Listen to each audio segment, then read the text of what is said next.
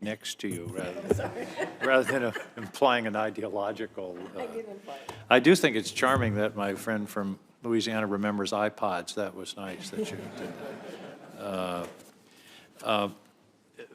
Mr. Chairman, when we're talking about rebuilding the grid, I hope that the FERC will encourage reconductoring and technological smart grid enhancements before having to go to new rights of way. And I know that's going to be necessary, but it seems to me that the structure should be, let's start with the cheaper stuff first before we go to the total expansion. Is that a sensible way to proceed?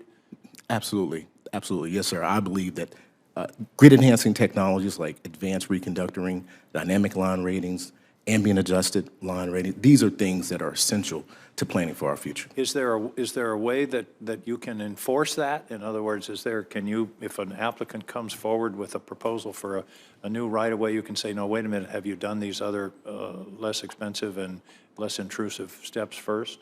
We're considering proposals just like the one you mentioned, Senator, in our regional transmission planning proceeding. I absolutely agree this is something that we should discuss, and I'm open to it. I want to move to a question that really isn't strictly a FERC question, but is certainly involved in this area, and that is the interconnection queue at the RTOs. I may be the only senator ever stuck in an RTO queue for a generating plant, although at the time it was a matter of months. Now we're talking about years. In fact, I think last year the estimate was 5 years. We're all talking about, Mr. Chairman, we're talking about permitting reform and speeding things up. This is a serious bottleneck. How do we address it? To any of you, but I'll start with you, Mr. Chairman. Thank you, Senator. You know, there's several different proposals that we have in our interconnection queue reform, NOPR.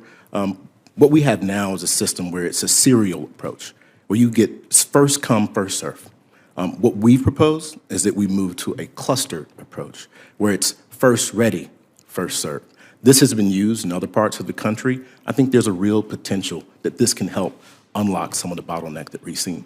Do you have authority to impose this kind of system, or is this just mother may I to the RTOs? For the RTOs and the regulated utilities, we have authority, yes, sir.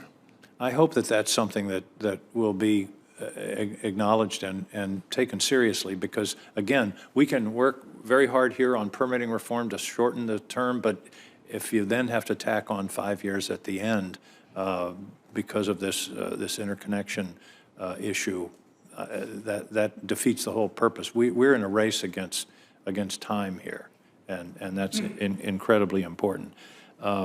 Another question, and any of you, please jump in if you have further thoughts. Are you satisfied with the cyber standards of the utilities? Are you satisfied that they're taking the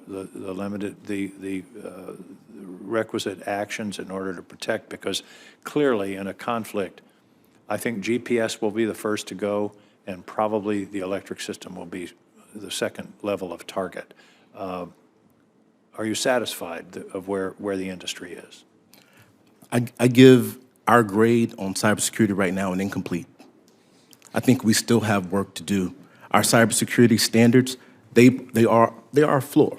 They provide, I believe, some of the most best practices. You know, we have a two-pronged approach, just to be clear, when it comes to cybersecurity. We have mandatory reliability standards, and we also work with states. We work with utilities. We have audits. We have tabletop exercises. It is, I believe, the #1 priority for us to secure the cyber and physical security of our grid. The thing that I didn't hear when you listed all those things, I'm all for standards, but you know, President Reagan said trust but verify. And I want to know what's being done for verification. I remember having a hearing several years ago with NERC, and I said, do you pen test or red team your utilities? And the answer was no.